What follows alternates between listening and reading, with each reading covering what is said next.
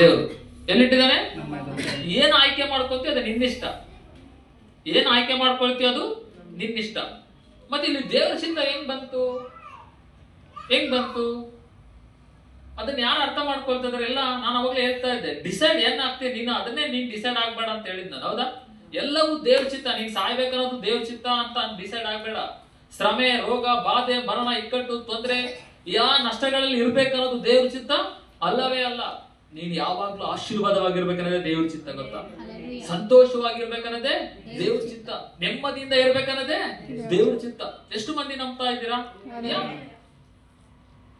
ಮತ್ತೆ ಇಲ್ಲಿ ದೇವ್ರ ಚಿತ್ತ ಏನೇನು ಅನ್ಕೊಂತ ಇದೀವಲ್ಲ, ಎಲ್ಲ ರಾಂಗ್. ಎಲ್ಲ ರಾಂಗ್ ಅಂತ ಸಹಿತ ನೀವೆಲ್ಲ ತರದ ನಿಮಗೆ ದೇವ್ರ ಚಿತ್ತ ಅದು, ದೇವ್ರ ಚಿತ್ತ ಇದು. ಗಂಡ ಬಿಟ್ಟೋದ, ಇದು ದೇವ್ರ ಚಿತ್ತ ಅನ್ಕೊಂಡ್ಬಿಡ್ತೀವಿ. ಹೆಂಡತಿ ಬಿಟ್ಟೋದ, ತಾಗ ದೇವ್ರ ಚಿತ್ತ, ಏನ್ ಸರಿಗಿಲ್ಲ ಇದು ಅಂದ್ಬಿಡ್ತೀವಿ. ಹೌದಾ? ಅಪ್ಪ ಅಮ್ಮನ್ ಬಿಟ್ಟು ಬಂದ ನೋಡು, ಅದೇ ದೇವ್ರ ಚಿತ್ತ. ಯಾರು ಹೇಳಿದ್ದು? ಯಾರು ಹೇಳಿದ್ದು? ರೋಗ ಬಂತ, ಗೆಟ್ ರೆಡಿ, ಯಾರ ಚಿತ್ತ? ದೇವ್ರ ಚಿತ್ತ ಅಂದ್ಬಿಡ್ತೀವಿ. ಹಾಗೇನಿಲ್ಲ. ಓಕೆ, ಈ ಕೆಟ್ಟ ದಿನಗಳಿದಾವ ಅಂದ್ರೆ ಇರ್ಲಿ, ದೇವರು ಏನ್ ಮಾಡ್ಬೇಕು ಆತನ ಇಷ್ಟ ಅಂದ್ಬಿಡ್ತಾರೆ. ಏನಂತಾರೆ? ಆತನ ಇಷ್ಟ ಅಂದ್ಬಿಡ್ತಾರೆ. ಈ ಕೆಟ್ಟ ದಿನಗಳು, ಈ ಶ್ರಮೆ ದಿನಗಳು, ಬಾಧೆ ದಿನಗಳು, ಕೊರತೆ ದಿನಗಳು, ನೋವು ದಿನಗಳು, ಇವೆಲ್ಲ ಆ ದಿನಗಳು ಯಾರು ಅಂದ್ಬಿಡ್ತಾರೆ? ದೇವ್ರದೇ ಅಂದ್ಬಿಡ್ತಾರೆ. ಬಟ್ ಹಾಗೇನಿಲ್ಲ. ಹಾಗೇನಿಲ್ಲ ಅಂತ ಎಷ್ಟು ಮಂದಿ ನಂಬ್ತೀರಾ? ಹಾಗೇನಿಲ್ಲ ಅಂತ. ಓಕೆ, ಈಗ ನೋಡೋಣ. ಇವಾಗ ನಿಮಗೆ ಒಂದೆರಡು ಆಪ್ಷನ್ ಕೊಡ್ತೀನಿ, ಒಂದು 5-6 ಆಪ್ಷನ್ ಕೊಡ್ತೀನಿ. ಅದನ್ನ ಆಯ್ಕೆ ಮಾಡ್ಕೊಳ್ಳಿ. ಯಾವ್ದು ನೀವು ತಗೊಳ್ತೀರಾ ಅಂತ ಹೇಳಿ. ಸಂಡೇ, ಇವತ್ತು ನಿಜವಾಗ್ಲೂ ಹೇಳ್ಬೇಕು ನೀವು, ಸಂಡೇ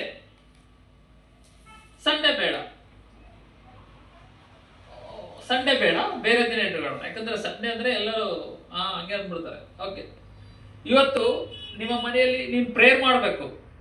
ಒಂದು ಬೆಳಿಗ್ಗೆ ಎದ್ದು ನೀವೇನ್ ಮಾಡ್ಬೇಕು? ಪ್ರೇಯರ್ ಮಾಡ್ಬೇಕು. ಮೊದಲು ಬೆಳಿಗ್ಗೆ ಎದ್ದು ಏನ್ ಮಾಡ್ಬೇಕು? ನೀವು ಪ್ರೇಯರ್ ಮಾಡ್ಬೇಕು. ಎರಡನೇದಾಗಿ ಯಾರೋ ರಿಲೇಷನ್ ಬರ್ತಾರೆ, ಅವ್ರ ಹತ್ರ ಮಾತಾಡ್ಬೇಕು. ಮೂರನೇದಾಗಿ 1 ಲಕ್ಷ ನಿಮಗೆ ಸಿಗುತ್ತೆ. ಈ 3 ಆಪ್ಷನ್ಗಳಲ್ಲಿ ಯಾವ್ದನ್ನ ಆಯ್ಕೆ ಮಾಡ್ಕೊಂಡು? 1 ಲಕ್ಷ. ಚೆನ್ನಾಗಿ ನೋಡಿ, 1 ಲಕ್ಷ ಅಣ್ಣ. ಬೆಳಿಗ್ಗೆ ಎದ್ದು ಪ್ರೇಯರ್ ಮಾಡ್ಬೇಕು, ರಿಲೇಷನ್ ಬಂತ ಅವ್ರ ಹತ್ರ ಮಾತಾಡ್ಬೇಕು, ಲಕ್ಷ ಸಿಗುತ್ತೆ, ಅಲ್ಲಿಗೆ ಹೋಗ್ಬೇಕು. ಲಕ್ಷದ ಕಡೆಗೆ ಹೋಗೋದು ಎಲ್ಲರೂ. ದುಡ್ಡಿನ ಕಡೆ ಏನ್ ಮಾಡ್ತೀವಿ ನಾವೆಲ್ಲ 100%. ಅಣ್ಣ ನೀನಣ್ಣ ನಾನು ಕೂಡ ಹಾಗೆ ಮಾಡ್ತೇನೆ, ಯಾಕಂದ್ರೆ ಆಮೇಲೆ ಪ್ರೇಯರ್ ಮಾಡ್ಕೋದಂತ. ಹೌದಾ? ನಾವೇನ್ ಅನ್ಕೊಂತೀವಿ? ಇಲ್ಲ ದೇವ್ರ ಚಿತ್ತ ಲಕ್ಷ ಸಿಗ್ತಲ್ಲ ಅದನ್ನೇ ಅನ್ಕೊಂಡ್ಬಿಡ್ತೀವಿ. ಇಲ್ಲ ದೇವ್ರ ಚಿತ್ತ ರಿಲೇಷನ್ ಬಂದ್ರೆ ಅದನ್ನೇ ಮಾಡ್ಕೊಳ್ಬೇಕಂತ ಹೇಳಿ.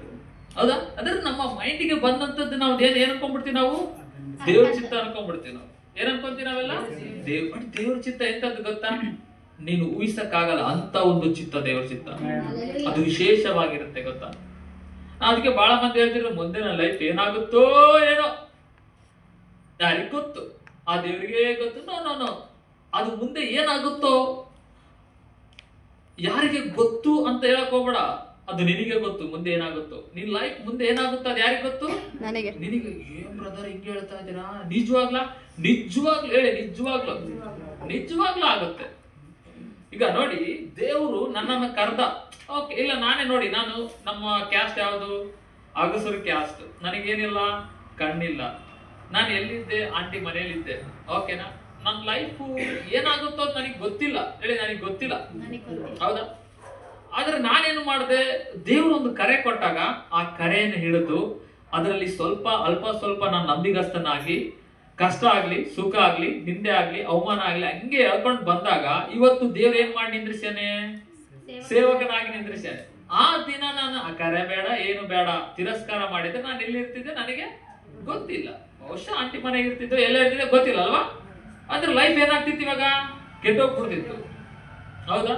ಇವಾಗ ನಾನು ಒಂದು ಒಳ್ಳೆ ಚೆನ್ನಾಗಿ ಸ್ಥಾನದಲ್ಲಿದ್ದೀನಿ ಅಂದ್ರೆ ಅದು ನಾನು ಆಯ್ಕೆ ಮಾಡಿಕೊಂಡಂತ ವಿಷಯ. ಅದು ಯಾರು ಆಯ್ಕೆ ಮಾಡ್ಕೊಂಡಂತದ್ದು?